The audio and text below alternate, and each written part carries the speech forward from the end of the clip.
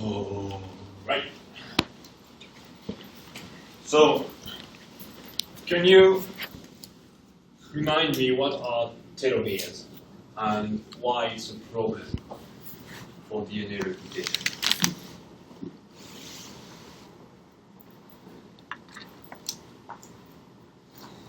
What are telomeres?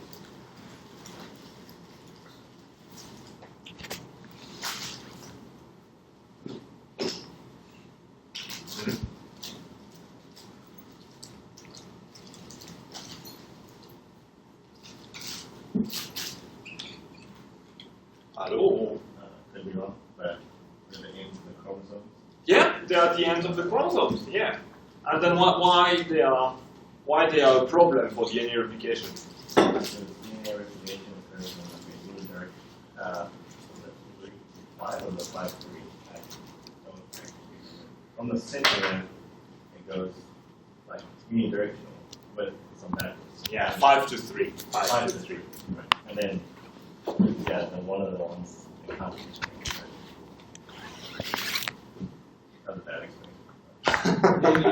Maybe telomerase. It's linked. It's linked to that. And although the strand that is elongated in the 5 to 3 direction without needing any other mechanism has no problem for telomere. The problem is the lagging strand.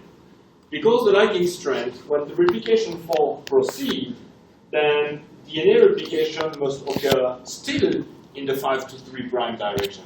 So when it reaches the end, it doesn't have any of these primers to start.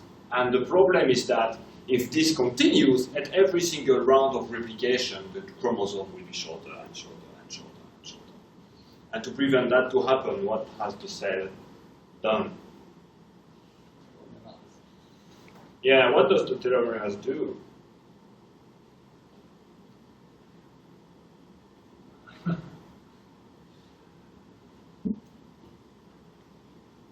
Kind of remember the picture in my mind, the guy holding the RNA strand.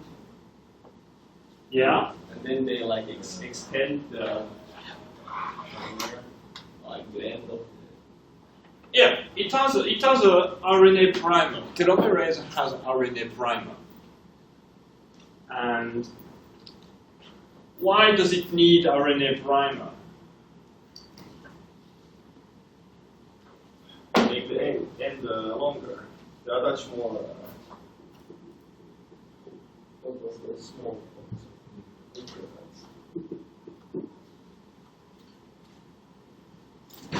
no. What does it know? What does it do?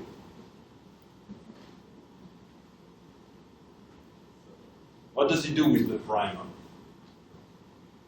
They'll look like that. Above. Like, I guess it. To make it longer. Come on, more precisely.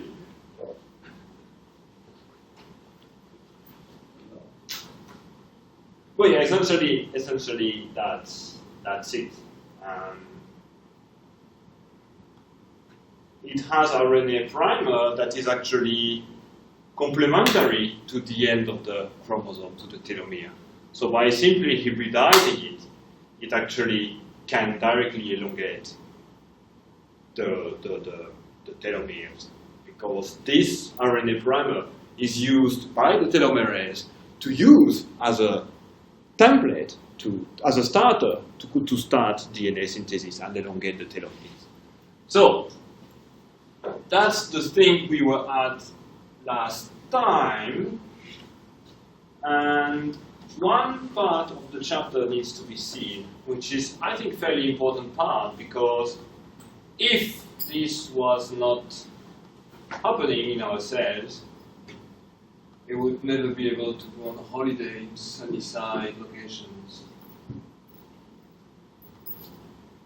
And it's about DNA repairs. And DNA repairs is extremely important.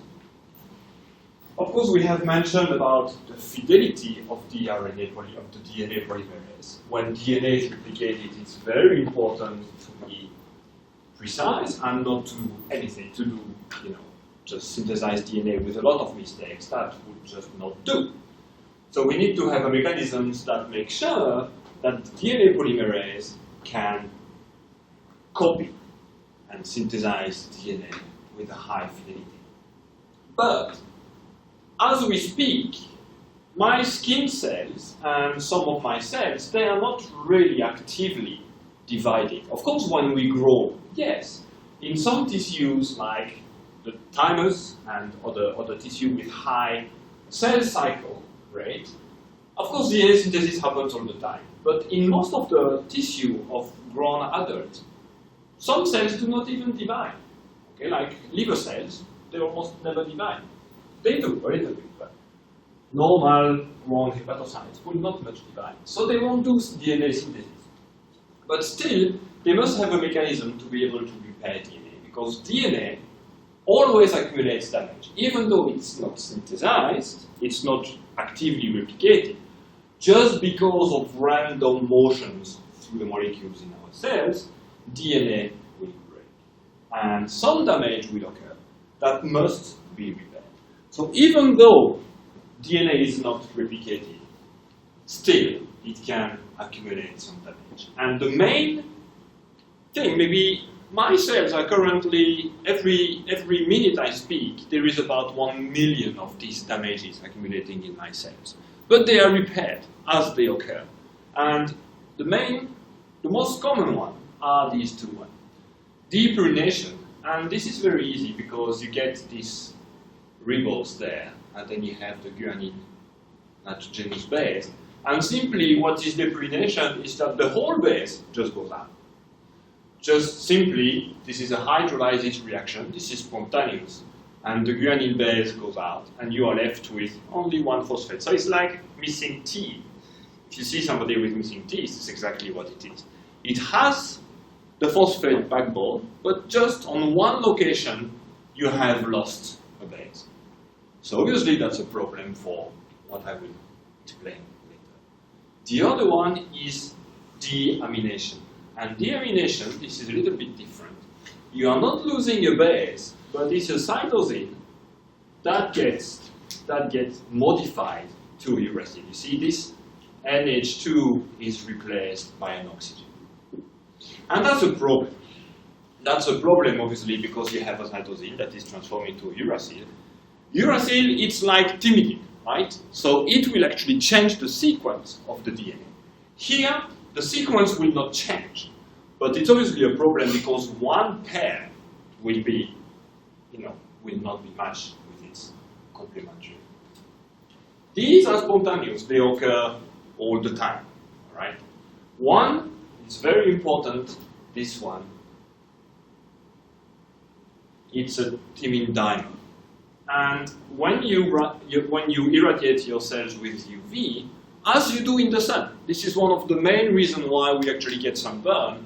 This is what happens. Because of the energy from the UV comes into your DNA, then these carbon here will form a cycle, like this, because of the UV radiation. And obviously, the more UV you get, the more of this damage you will accumulate. If you accumulate just a little bit, you get a little bit red, and eventually you will repair yourself. If you get too much, you get a major sunburn, and then you can have second-degree burn, and then your skin can peel off, because the cells have accumulated too much damage, and they cannot repair.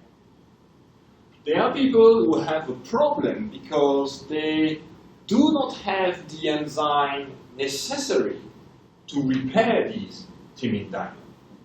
And because of that, they cannot recover from the immunity of the light. And these people, as soon as they are exposed to UV light, they accumulate damage in their skin that they cannot repair. It's a disease called xeroderma pigmentosum, I think. And it's really severe. You have open sores and things like this because your skin literally breaks up because of UV. So these things are very important. How to repair these things is important. So let's see what are the different repairing mechanisms. So this is a little bit more detailed. This is not in the book. I thought I would just add this one. So if you have this thymine dimer, actually the cell will actually look like it's only one. The replication machinery, even though you have two T, because they are linked, the cell will actually see it's only one T. So obviously it's a problem. Okay? And it can be repaired simply, so if you have this normal here, and then you have UV here, that forms the dimer. And then there is a very nice thing is that UV can also activate the repairing enzymes. This kind of makes sense, right?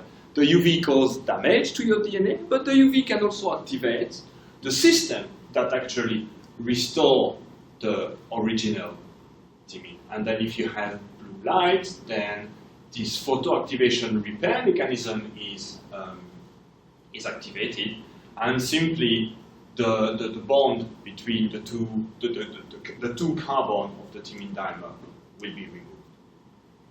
But then you have another mechanism which is called excision repair, and it's a little bit different. As you can see, instead of repairing this thing, simply it's removing it. We don't need this, it's a problem, so we just excise the whole thing and then repair this one with DNA polymerase. So there are two different mechanisms.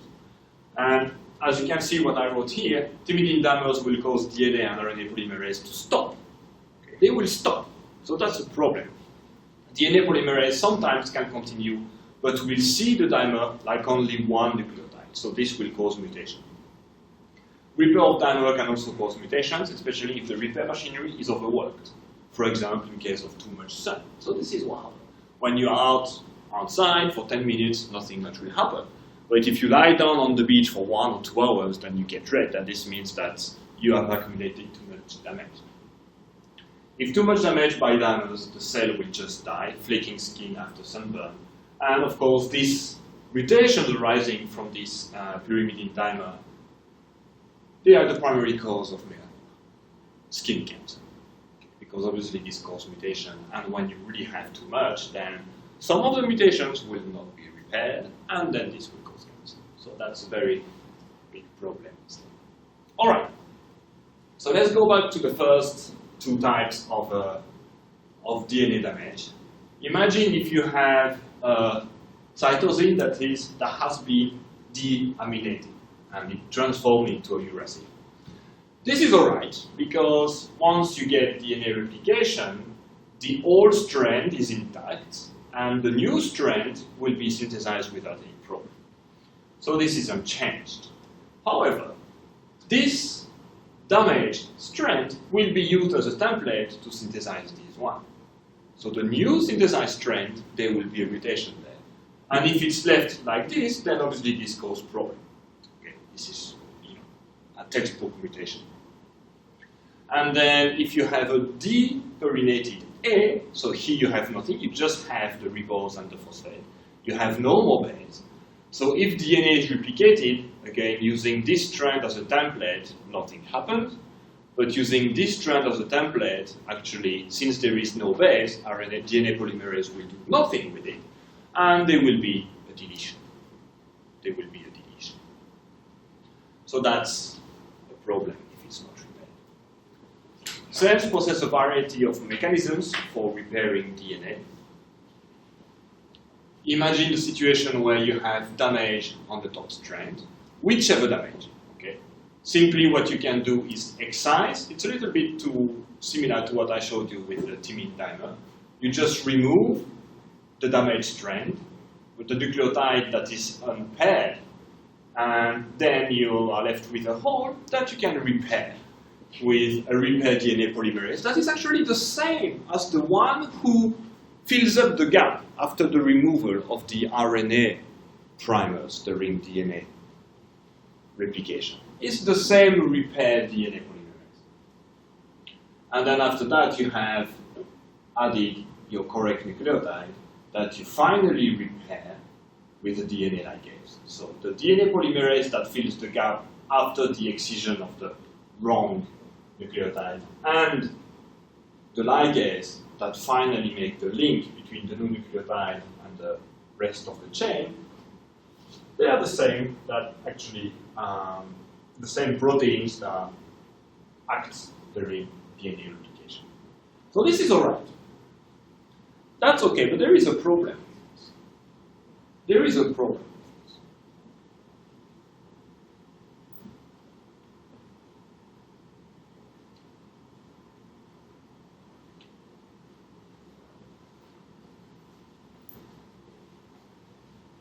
Okay, let's go further.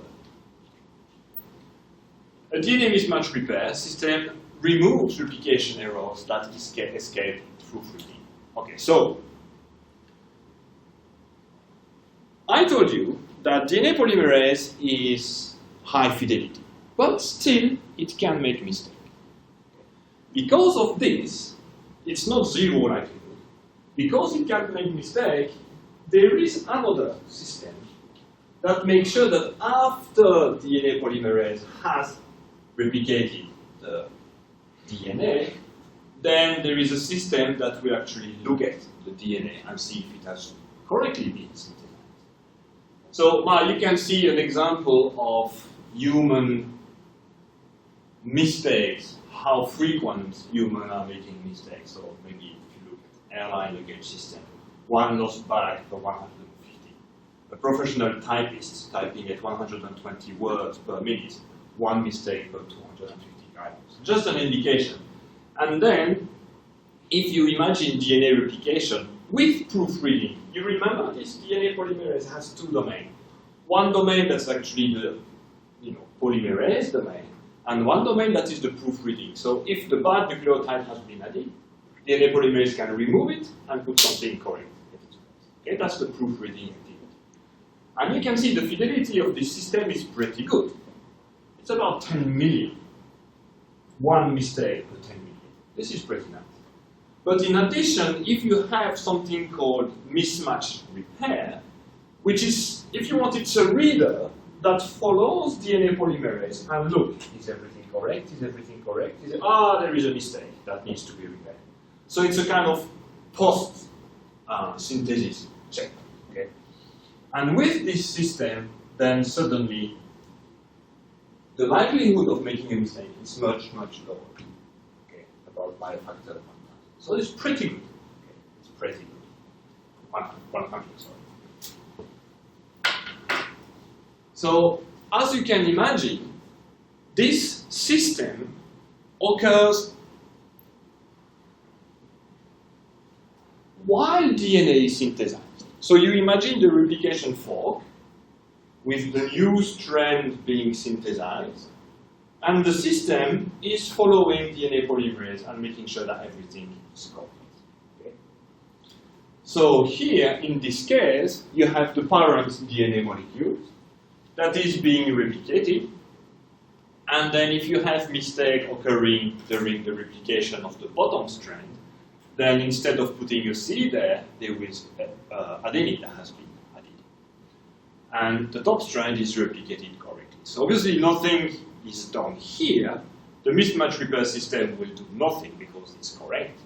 But the mismatch repair here will be activated.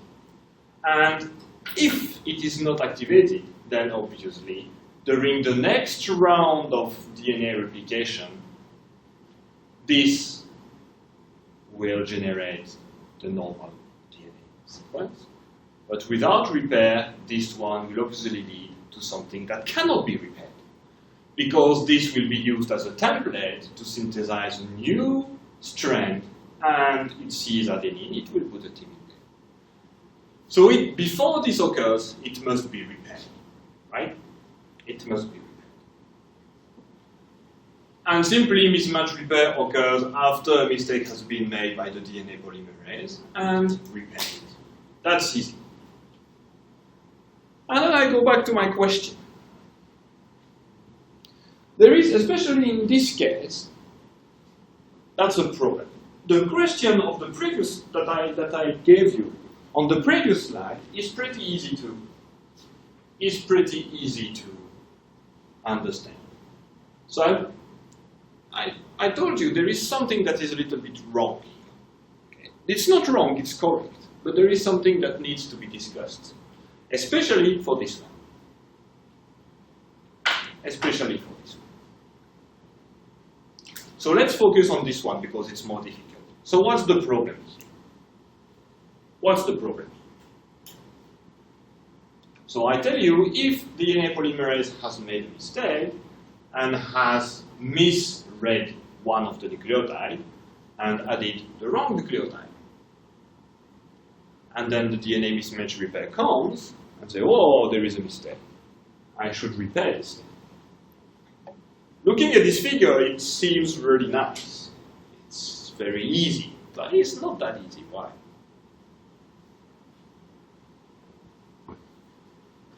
We cannot know which strand have a mistake. Exactly. Which strand has a mistake? Are you going to correct A to C, or are you going to correct G to T? You don't know which strand. And it's kind of interesting because in bacteria it is known that the original parent strand is heavily methylated. Okay? Adenosine in DNA of mitochondria is heavily methylated. So that's very easy. The newly synthesized strand has no methylation. So the bacteria mismatch repair can very easily notice, okay, it's very likely that the new strand has mistake, so it's going to repair the new strand because it's unmethylated. But in eukaryotic cell, we do not know how it works. They only guess it. How can the cell recognize which strand is the new one and which strand is the old one? Some scientists say that it's probably also something to do with methylation because we have not adenosine methylation. We have some adenosine methylation, but mostly cytosine methylation. So maybe this is due to methylation, but it's not really clear as it is in bacteria. So still, how this works in eukaryotic cells, in human cells, it's a little bit not really understood. But somehow there is a way to recognize it, because it's only the new strand that is being repaired. Previously, this one here. Why was it a problem in the case of these things? If you look at this line, then the case that happened previously with the DNA mismatch repair of a newly synthesized strand here is much easier. How can the cell actually notice which strand is not correct? That's a very easy question. How can the cell notice which strand? This, I won't even mention, because of course there is a missing thing. Okay? There is a missing thing. So obviously, the structure of DNA at this location is wrong. So the cell, it's very easy for the cell to notice that here there is something missing that just needs to be added. So that's easy. But here maybe it's a little bit less obvious. How can the cell know which is the wrong nucleotide?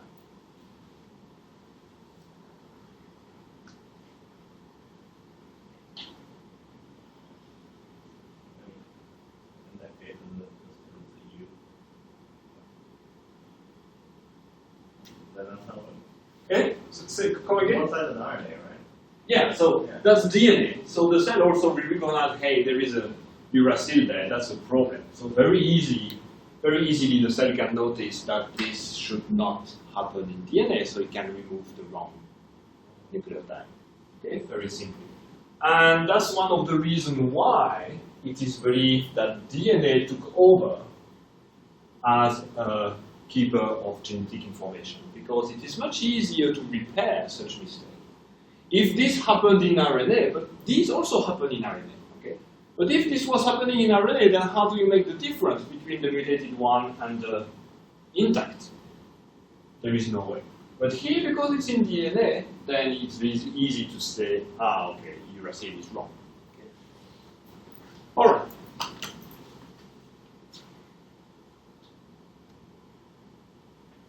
But these are pretty easy because they concern only one strand. But, you know, chromosomes are huge molecules. Sometimes they can break. Sometimes they can break. And this is called double-strand DNA breaks. And this is a problem, and they require a different mechanism. So imagine you have an accidental double-strand break here, where both strands are broken. First of all, there is a repair process which I'm going to go into details now. But first of all, how can you actually know that this is a double strand break? I mean, each of a chromosome has actually two double strand break at the end. So why does the cell will not repair chromosome 1 and 2? They are not linked together. But it looks like this, right? This could very well be chromosome 1, and this could very well be chromosome 2. So why will the cell not try to repair the imaginary break between chromosome 1 and 2? Because there is a system that can recognize when there is a break there. But why does the system does not recognize two chromosomes as being a broken, bigger chromosome?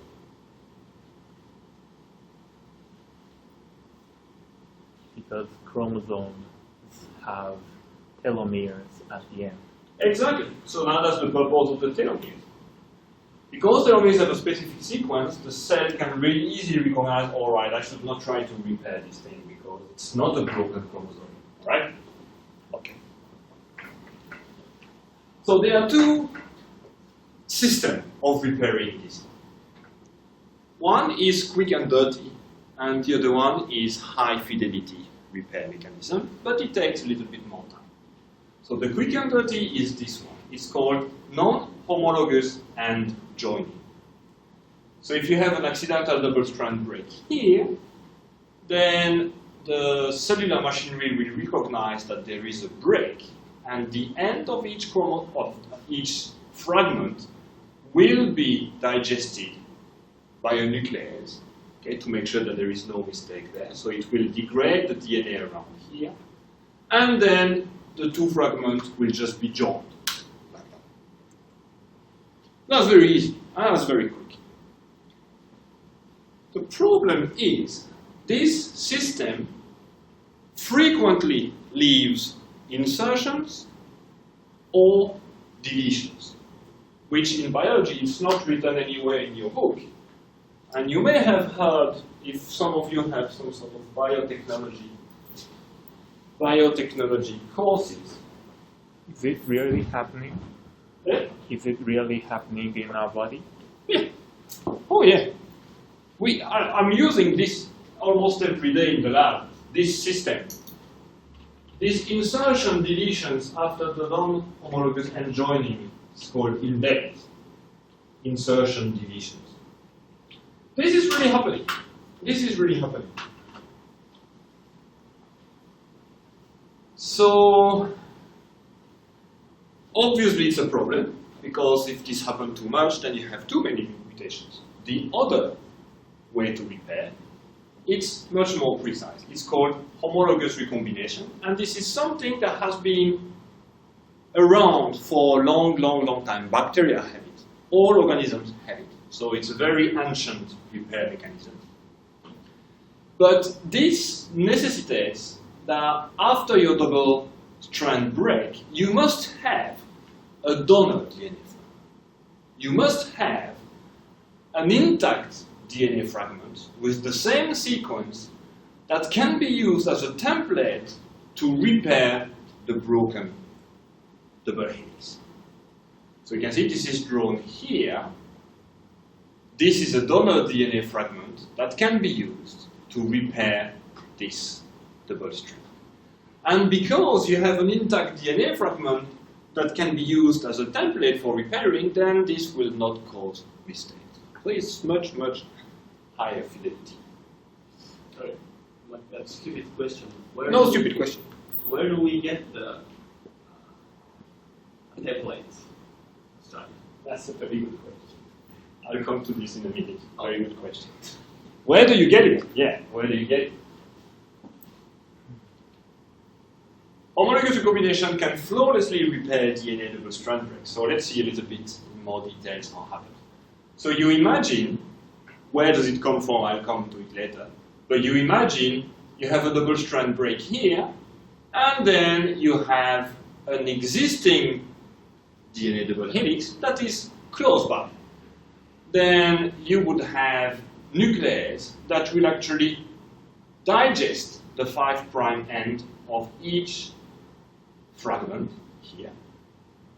And then one of the intact strands will actually be separated and will be invaded. The double helix here will be invaded by this floating single strand DNA fragment. It's very easy to do that because it's completely complementary. Okay? The sequence is the same. So this is why it's needed, because the sequence must be the same. So once this strand has been invaded by this broken DNA, then there is a repair DNA polymerase that will elongate this, this one here, what you can see.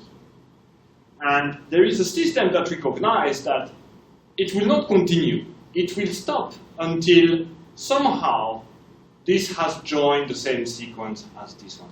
It's not completely understand how it works, but this is how it does. And then once this has been completely synthesized, then this invasive single-strand DNA will go back to the origin, because now it can hybridize back on its complementary here, and there is a repair DNA polymerase that will fill up the gap. And here it's the 3' end, so it can also repair the gap. So at the end, you have a perfectly repaired gap that needs then to be finalized by a DNA ligase. This is how it works. But where do you get this thing? These double-strand DNA break, they often occurs when DNA is being replicated. Because if you imagine DNA is changed a lot, as I explained last week, there is this kind of torsion in the DNA. There is the helicase that will change the structure of the DNA. So the structure of DNA will change heavily during DNA replication. So the likelihood of having a double-strand break increases during that time. So where would this come? If I tell you that these double-strand DNA break frequently occurs while DNA is being replicated. So where does this come from?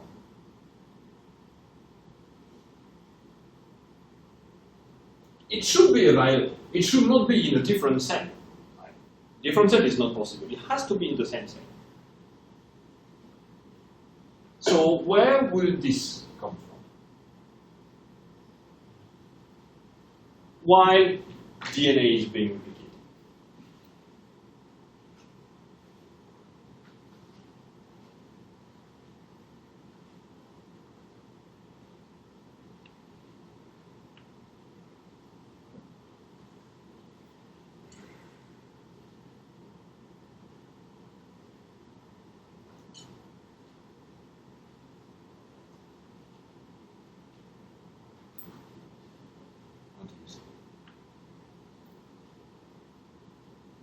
What is the origin of this thing? Where will it come from? Is it available at all? During the mitosis, like those two proteins, like Yeah. same ones, right? Yeah, exactly. The other. Exactly. So if you remember the two replication forks, I will just simplify it.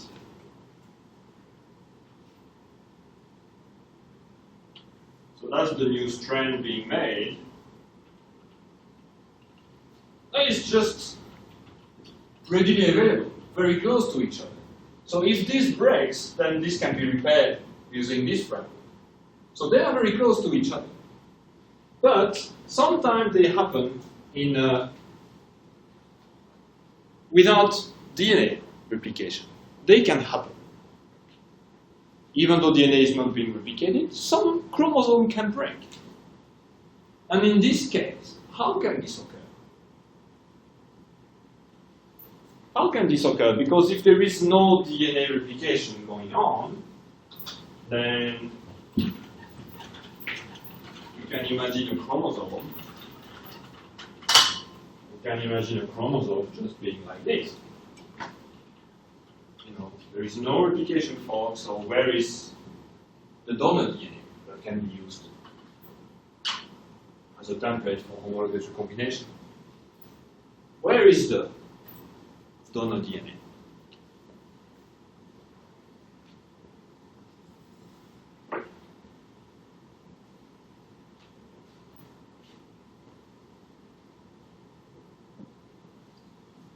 Where is it?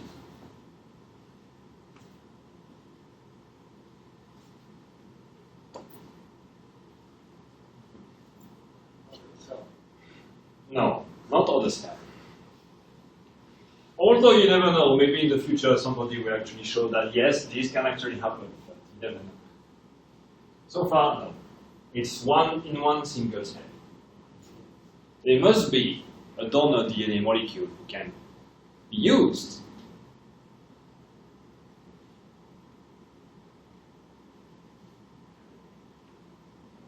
No, RNA, no.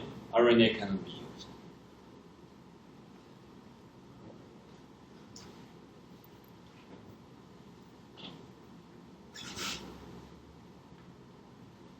I'm sure you all know. Just need to think about it. Just need to think about it.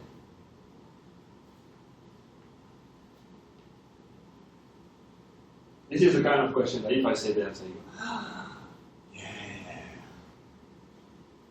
So I'm not telling you.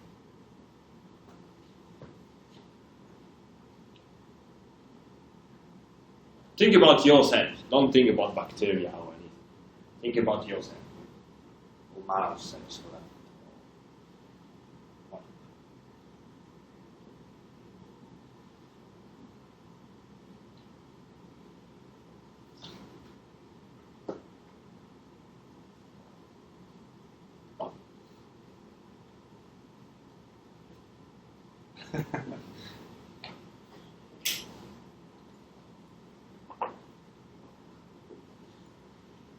I mean, yeah? Eh? The chromosome? I don't know. Yeah, well, yeah. Not another chromosome, but it's something to do with chromosomes. Yeah.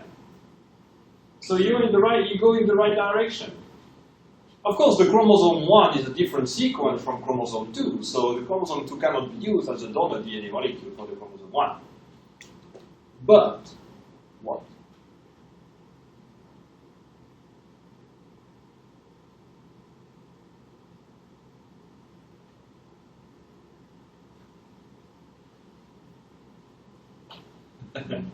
Go on, guys.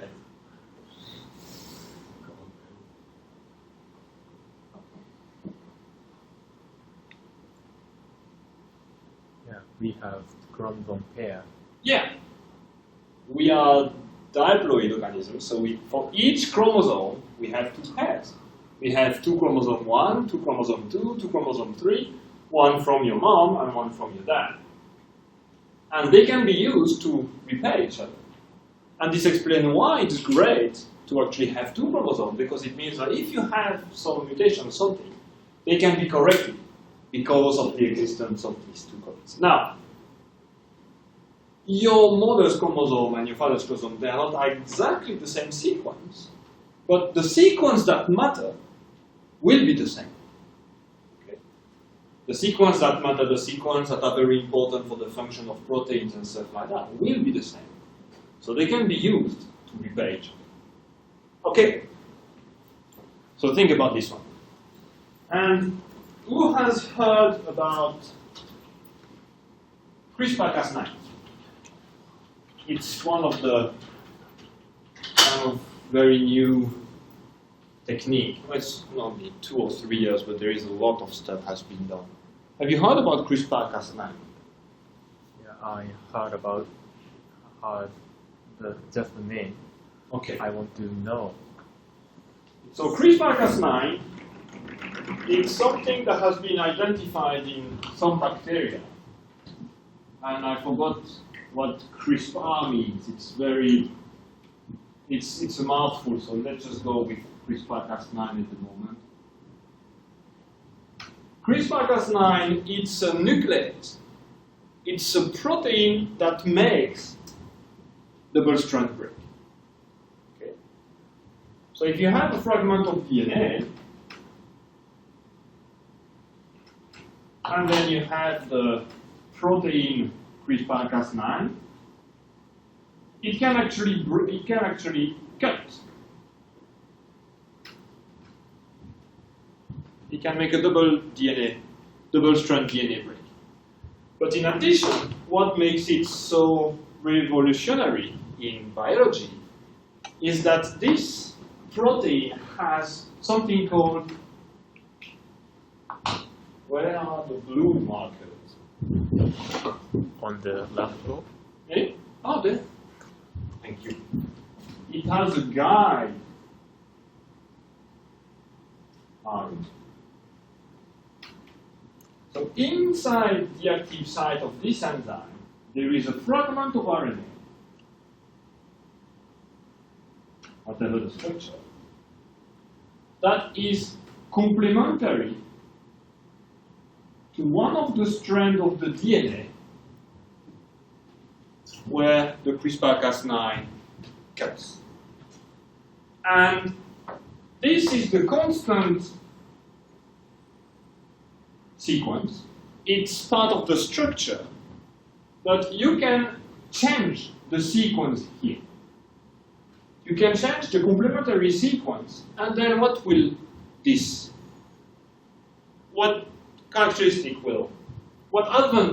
will this give? So you synthesize this CRISPR-Cas9, and you use RNA in which you change the sequence here. What's the advantage of using this in the laboratory?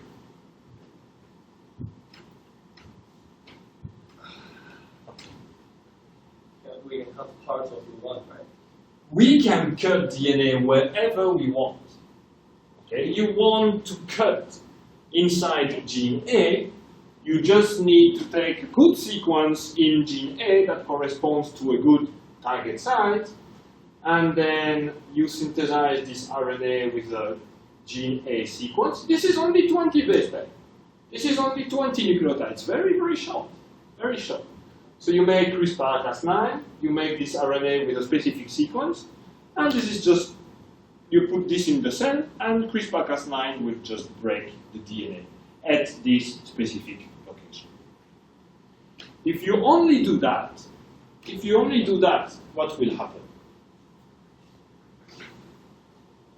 So imagine, you want to make a mouse. Okay? You want to make a mouse. And you are using embryonic stem cells. You are putting your CRISPR-Cas9 with your guide RNA inside the ES cells. And then from these ES cells, you make a mouse. What will happen?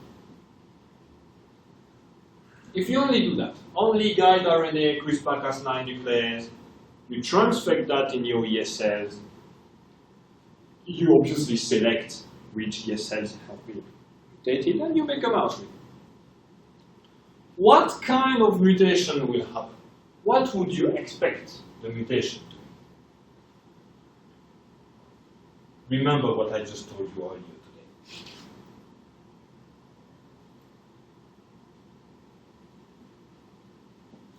today. Cell can fix it, right? The cell can fix it. Okay, the cell can fix.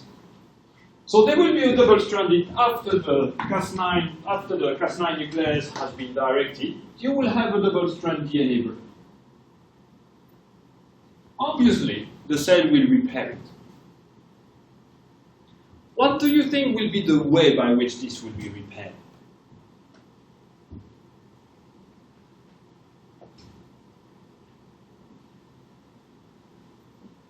By this mechanism.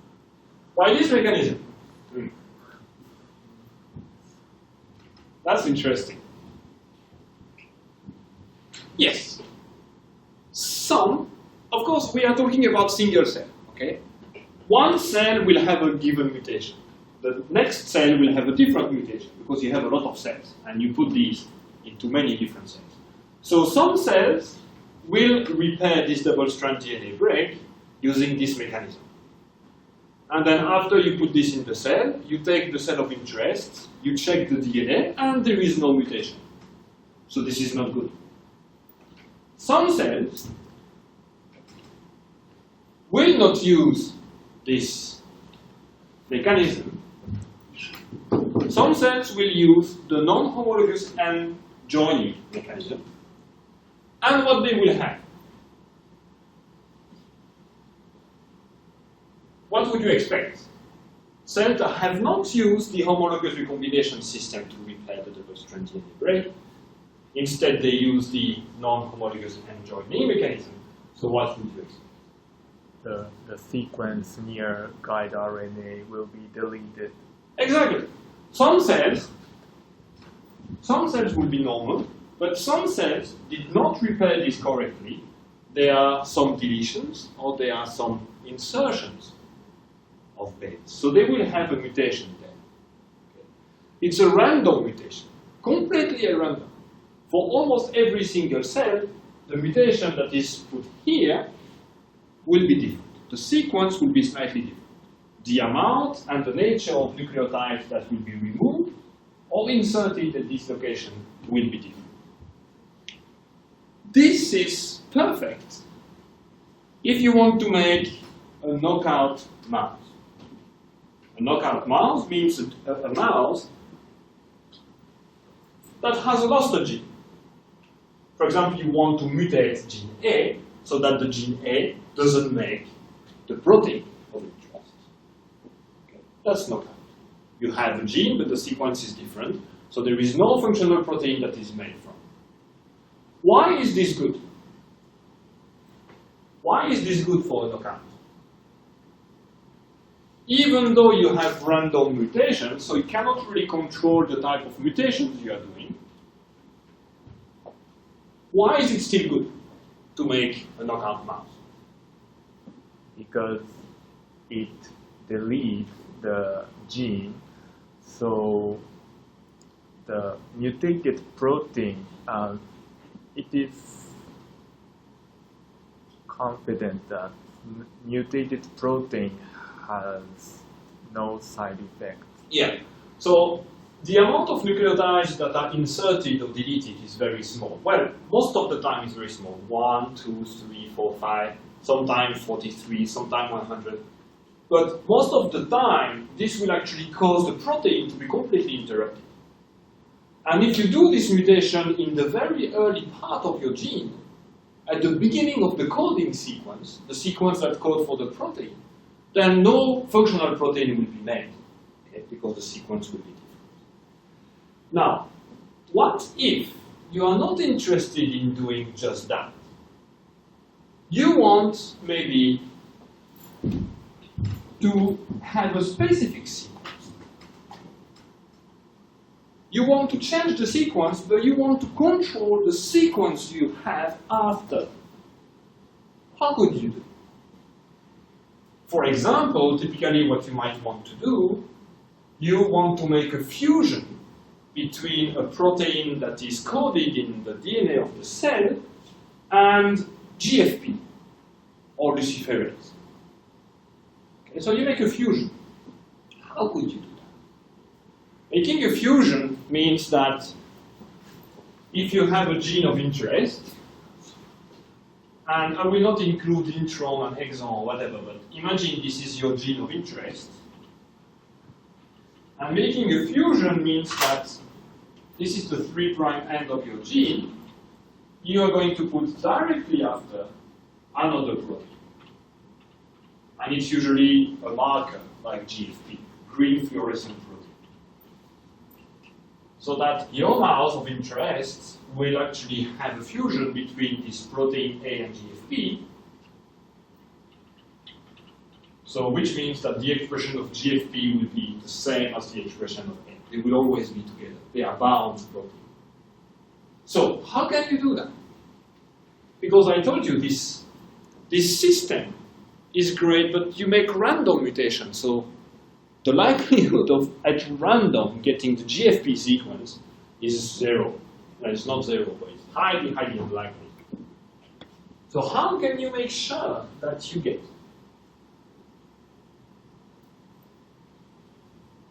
not only you want to make a mutation, but you want to control how the repair process goes. So that after the repairing process has completed its repair, you have a completely different sequence, or you have inserted something. Another less dramatic modification is maybe imagine you have identified that some people who have some disease have a mutation in a protein of interest. Only one nucleotide has been changed. So what you can do is to take a healthy cell and make this mutation in the cells using CRISPR-Cas. This is similar, making a small mutation, not only really putting a big gene inside, but making a small mutation. How could you do that? Based on what I told you earlier.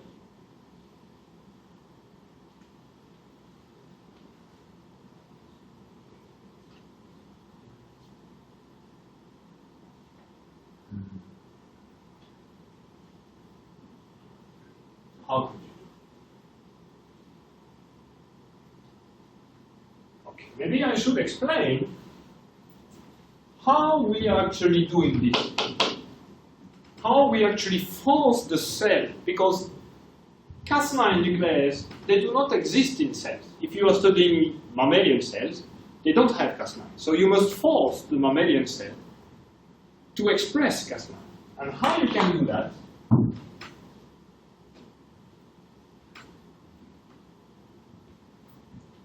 It's by actually synthesizing a circular bit of DNA. So this is DNA. It actually looks like a bacterial chromosome, completely round. And one part of this, it can be big. It can be, I don't know, 7,000 base pair, or it can be longer, or it can be shorter. But along the sequence, you will have the coding sequence for Cas9. And then here you will have a sequence that will make the cell express this protein. The cell will produce the protein because you are inserting a new gene inside the cell. You are not making a new chromosome. You are not changing the chromosome. You are just adding one more bit of DNA into the cell. And the cell will see this DNA like its own and will react to it and say, all right, there is a new gene here, then I will produce the protein. And the cell will use this gene and produce the Cas9 protein. And in addition, on a different region of this synthetic DNA, you have a sequence that actually codes for the guide RNA.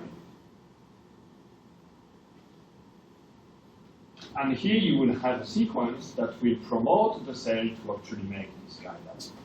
So you're adding DNA.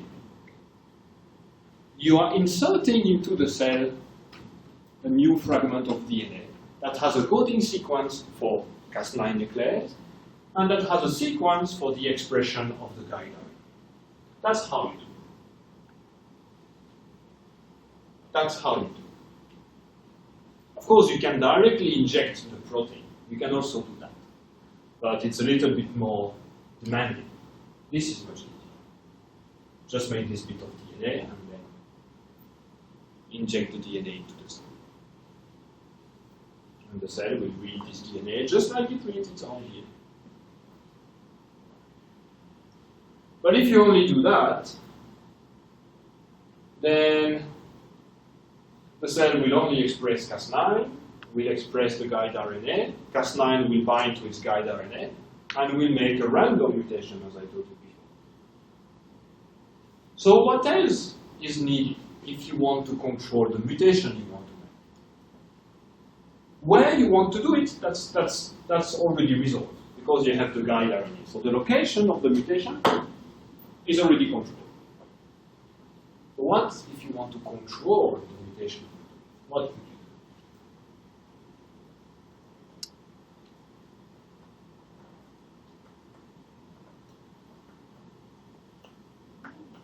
So basically, there are two ways of preparing it this way, and then the one which will show it this way, right? Yeah. So you want to affect the somehow you want to use this mechanism, right? Yeah. You don't want the cell to repair your double-strand DNA nick by the non-homologous end joining. You want the cell to do that. If you want the cell to do that more efficiently, what should you do?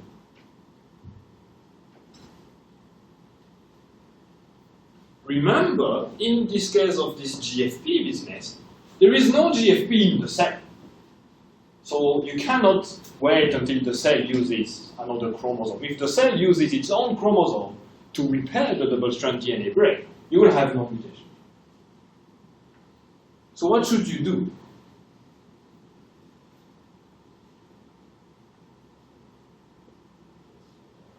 Insert some DNA. Yes. You insert some DNA. This is exactly that. It's very simple. Not only you have this circular bit of DNA that codes for Cas9 and guide RNA, but in addition to that, you also inject in the cell a DNA fragment that contains what? In this case, for example, in this case, I can tell you, all right, we have made a double-strand DNA break here, very close to the end of your gene A. This is usually what we do. Okay? Where we want to insert something, we try to find an area that is good, that is close to where you want to insert. So this is the sequence of your guide RNA. Actually, it's SGRNA, short guide RNA. So, but this GFP doesn't exist in the cell.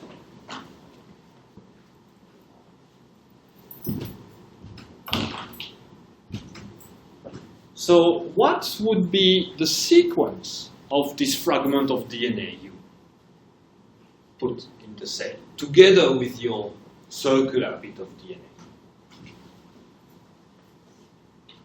So this is black is the original cellular sequence, and blue is the new sequence that you have. At the end, this is what you want. So what do you think will be the sequence of this additional DNA fragment you are injecting in your cell?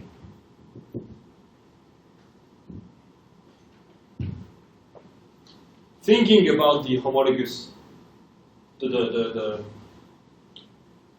homologous recombination. Same until the gene A, right? Yeah, yeah. So this at the bottom here, this is your original sequence, A. That's your original sequence. That's DNA. So your donor DNA will have the same sequence here. Should have the same sequence. This is your donor. What else?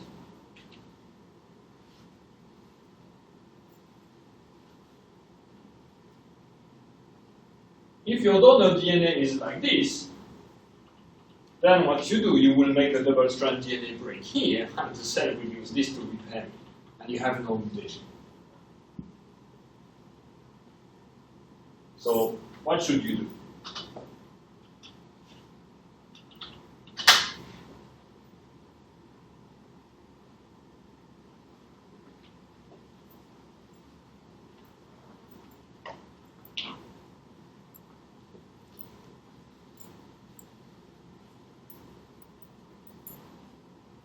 What should you do?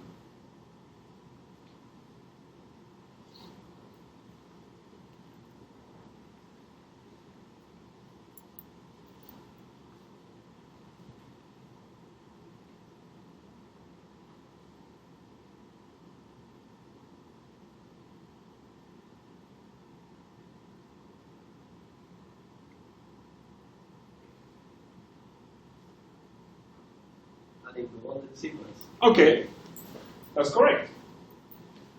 You need to add GFP to your donor DNA fragment. Is that enough? Why not? Don't you still need some way to take? You need like a sequence after that. Yes, exactly. You need to have a sequence after that. Absolutely. Sorry. You need to have a sequence after that because the cell will need this sequence for homologous recombination and this sequence for homologous recombination. This sequence doesn't matter. All the cell is interested by is, even though there is a break here, the cell will recognize, all right, this sequence is the same, so I'm just going to repair. And this sequence is the same, so I'm just going to repair.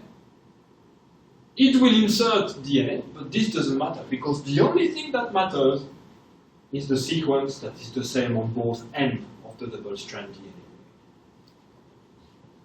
Okay? So you can insert here whatever you want. The problem is the likelihood of having this will decrease with the size of what you want to insert, which is easy to understand. Because if you only want to insert 1 or 2 nucleotides, then the homologous sequence will be very big. But if you want to insert 2,000 base pair or 20,000 base pair, then this sequence will be very, very, very, very long. And these homologous sequence will be not what should I say?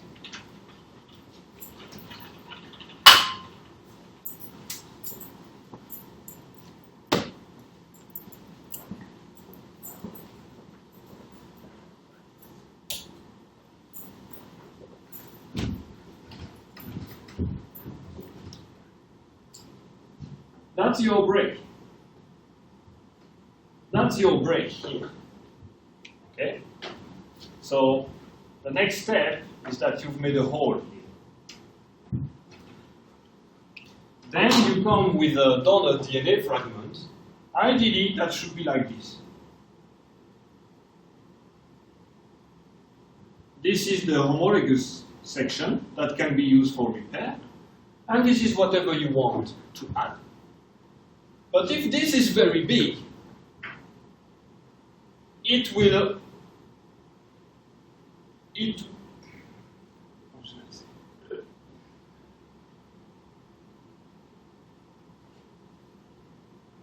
Imagine the situation in which what you want to add is 50 nucleotides. You only want to add 50 base pair. Then that's very small. And in this case, you can probably get away by having this, maybe something like 200 to 1,000, 200 to 1,000 base pair. That's probably long enough for the cell to be able to recognize this is complementary, so I'm just going to repair. And when it repairs, it will include this one. It doesn't matter. It presumes that something is lost there. You want to add something, but the cell cannot know that there was something here, because you are using this and this for repair.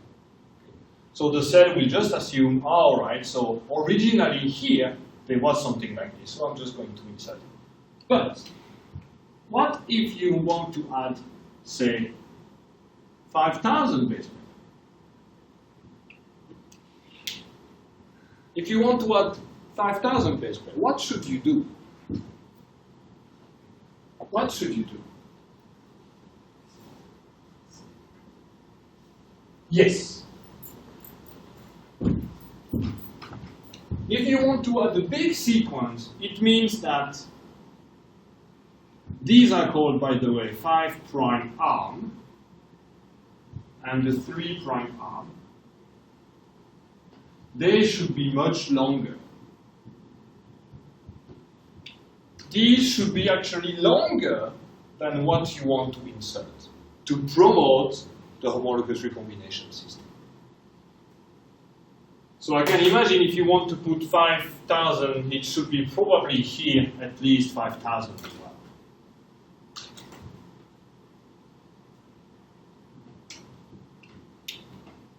But different scientists have developed different ways. Some scientists have managed to use not only a double-strand DNA donor fragment, but a single-strand DNA. It also worked. How does it work? I have no idea, but essentially every different type of cell will have a slightly different mechanism. So some cells, the only way to do the mutation is to give a double-stranded DNA, donor DNA fragment.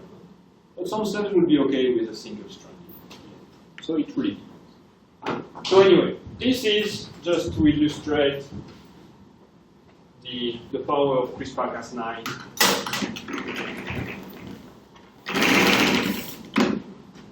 So this will make like superhumans. Yeah, exactly.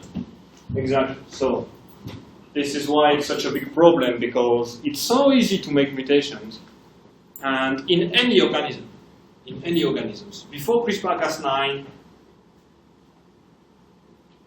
people were still doing mutant animals. We were doing mutant animals before Cas9 was invented. But Cas9 makes it much more likely. If you don't have Cas9, how could you do? If you do not have Cas9 nucleons, and you want to do this, there was a animal that we are using very frequently in the laboratory, was made like 10 years ago. And 10 years ago, Cas9 did not exist. Well, as a tool, did not exist. But still, some people made something like that.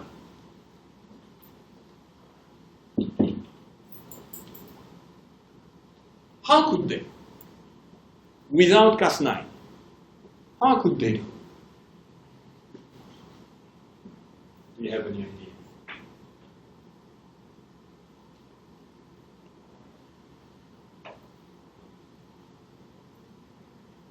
Well, maybe this is a bit difficult, but they were just doing exactly the same thing. But without Cas9, they were injecting into the cell a big donor DNA fragment, and they were hoping that in millions and millions of cells, one or two had, by chance, used this to kind of modify the sequence. So it's a completely random process.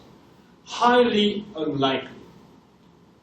So the only thing to do is to have many cells, millions, hundreds of millions, because you only need one. And then if you have one, then you can actually then make a mouse. Okay?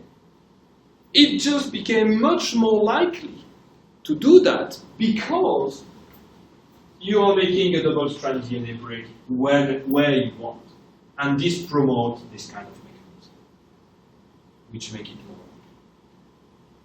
And the efficiency is much higher. Before Cas9, Mm-hmm. how we cut the That's the thing. We were not cutting. no, not cutting. We were not cutting. We were just putting the dot on the DNA fragment and just wait for maybe a random cut. UV light? Huh? UV light? No, nothing. Nothing. Because UV light, you could, but UV light is completely random. It will make a lot of breaks. So we were just waiting for this to happen. So many times it was not successful because nothing was happening. But you had to select the cells that were having this. And how were you select is a different way. Not only this donor DNA fragment was like this, but it also contained some resistance, antibiotic resistance gene. So, well, it's a little bit more complex. But, it was much more unlikely than now. And it takes much more time. Nowadays, to make a mouse maybe takes 3-4 months using CRISPR-Cas9. From the beginning of your experiment, synthesis of this DNA to getting the first pups that have a mutation, 4 months. Before it was taking 1 year, 2 years. So it's completely different. It's completely different. All right.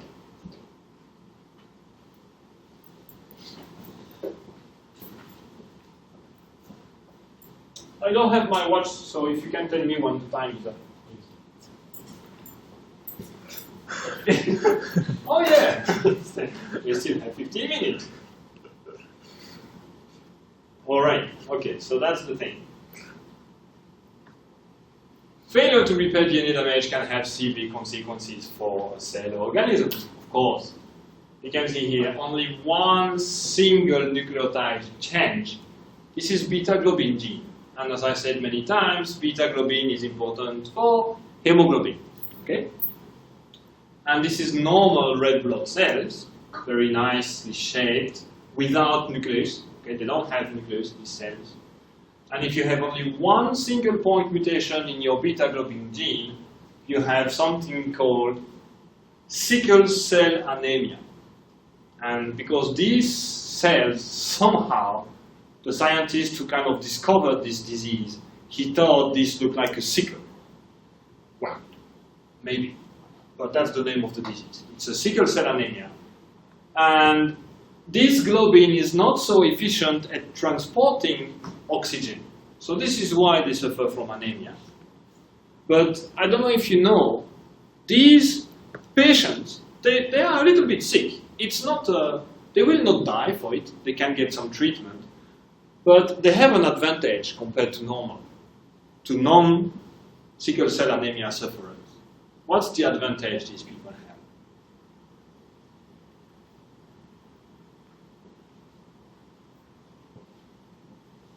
They have anemia, that's not good. But they have one advantage.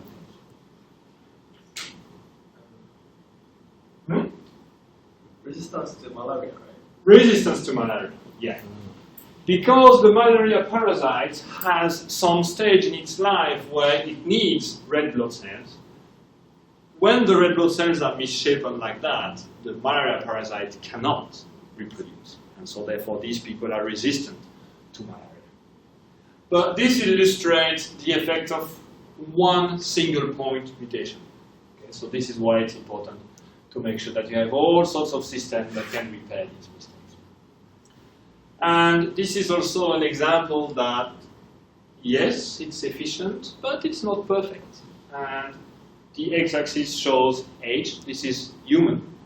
This is age in years. And the y-axis is the incidence of colon cancer per 100,000 women. And as you can see, the likelihood of detecting cancer, of having cancer actually increase exponentially with age. Why? Why? What does that mean? Why am I showing that to you? Why does it mean? What does that mean? This is something you already know, right? You get cancer usually when you get a bit older. This is when cancer incidence increase. But what does it mean? Why this at the end of the chapter?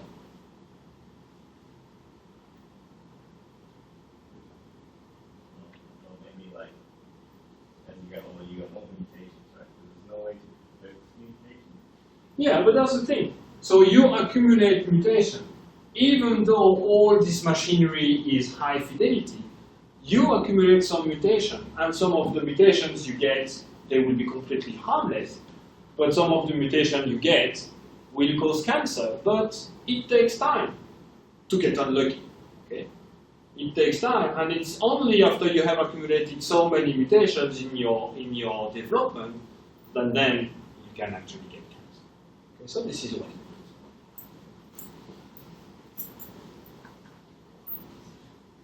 And this is the last point of this chapter. A record of the fidelity of DNA replication and repair is preserved in genome sequence. Yes, not only in yourself that you are relatively constant as an organism, but if you actually check the history of life and evolution, then I think it's kind of amazing that the sequence of a gene that determines maleness, whether you are a male or female, this is a whale sequence, and this is human sequence. This is almost exactly the same. There are a few, there are 4 nucleotides difference, but it's essentially the same. So this shows that this fidelity of DNA replication is very important. And this actually underlines the evolution. We are completely different from whales, but genes that are very important for development, they have actually been very similar. So that's just an illustration of this fidelity of DNA synthesis. Okay, any question?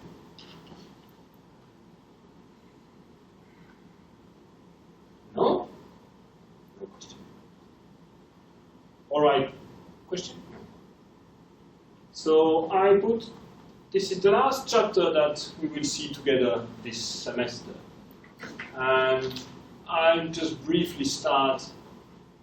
So we have seen how DNA is replicated and how DNA is repaired. So the last bit I want to see is how DNA is actually translated into protein. And I have shown that to you. This is DNA, double helix. This is adenine, guanine, thymine, cytosine, double helix. You have seen that. This is the double helix, the space-filling model of the double helix. But DNA, as you know, is used as a template for RNA synthesis. RNA is only one single strand. And RNA is decoded into amino acids. This is translation, this is transcription. So we are going to see from DNA to RNA how does it work. And first of all, portions of DNA sequence are transcribed into RNA. Imagine you have a segment of DNA in your cells and there are 2 genes. But they can be very different. The sequence of the genes will be different and what they do is different. And something that happens sometimes is that some genes will drive a very highly frequent transcription. So from one single gene you will have many copies of messenger RNA. But not only you can have an amplification step at the level of transcription, but depending on the sequence of RNA that you have, you may also make a lot of translation, a lot of protein from it. So there is an amplification step here, and there is an amplification step here. And this is only depending on the sequence of your gene and the sequence of your RNA.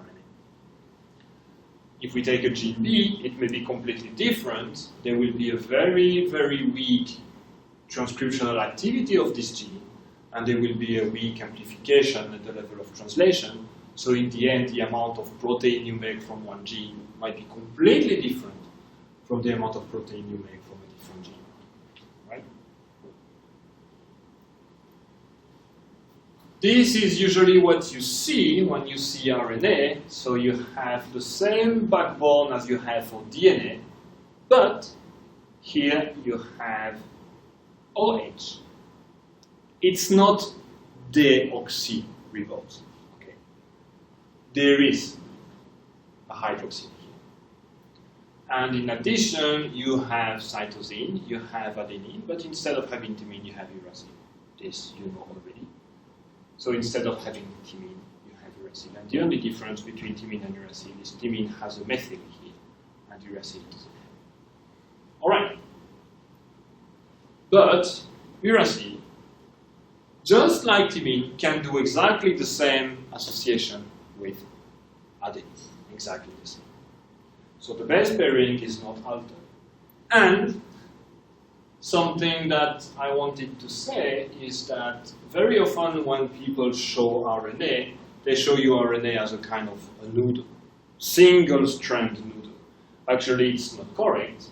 RNA also make very complex, three-dimensional structure, like what you can see here. If you see from the beginning to the end, it's one single RNA molecule, but it can make intramolecular complex structures with localized double helices. If you have many molecules of RNA together, they can make intermolecular structures as well. And if you can see, this is the resulting structure that you get. Not only you can have the typical AUGC base pairing, but because of the fact that the RNA is a much more supple molecule, it can also make different base pairing, like A to G and U to C. These are called non-Watson-Crick base pairing. You can see here you have a normal Watson-Crick, but this makes two different strands together can still make base pairing. So this base pairing is hydrogen bonds. So the structure of RNA molecule is also very important for their function, even messenger RNA, even messenger RNA.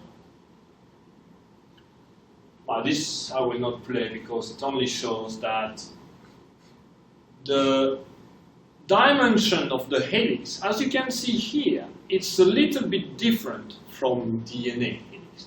It's not exactly the same. They are double helix, but the dimension and the how each atoms reacts, I mean, the proximity of each atom to each other is different between DNA and RNA. Well, I can play. It's quite easy to see. So this is sideways, this is the RNA double helix and the phosphate backbone and the base in the center. The base are inside, the backbone is outside.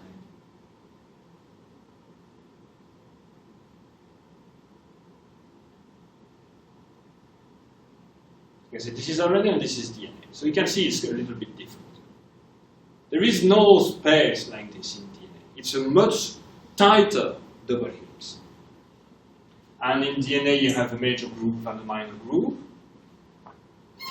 And in DNA you will have the same thing, but you can see it's different.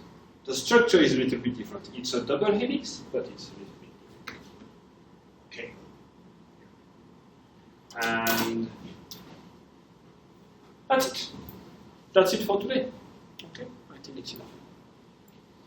So I will finish this chapter over the next few lectures, and that will be the final exam in 2 weeks. Do we have new questions from the previous chapters as well, or just from the previous ones? Yeah, you will have new questions from the previous chapter.